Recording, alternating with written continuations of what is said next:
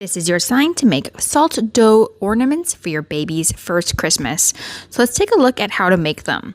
First, I went and got all my ingredients. So we got a bowl. We got 1/3 cup of flour, 1/3 cup of salt, 1/3 cup of water. Then I mixed and kneaded, and yep, I did it with baby in arms. It is mostly possible.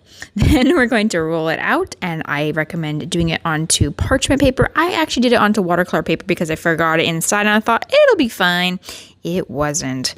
It stuck to it, and I don't know why I didn't think it was going to, because it's basically like paper mache. Anyways, so we press our baby's hands and feet into the salt dough, and it looks really, really good. Now I recommend letting it sit for 1 hour so it doesn't go all puffy. I kind of rushed that part and my hands went puffy, but the feet turned out really good. So make sure you just let it sit for an hour before you bake it. You're going to trim out the shape, and then you're going to bake it at 200 degrees for about 2 hours. Now, my watercolor paper, again, stuck to my ornaments, which is fine because I just paint the backs anyways. It actually looked really good. Luckily, I used watercolor paper and not normal paper. That was ugly.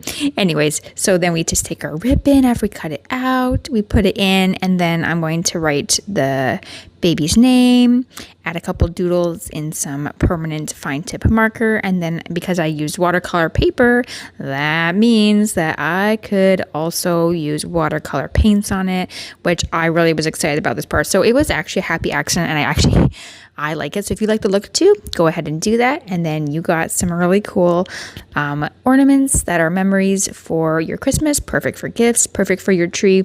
I highly recommend doing this.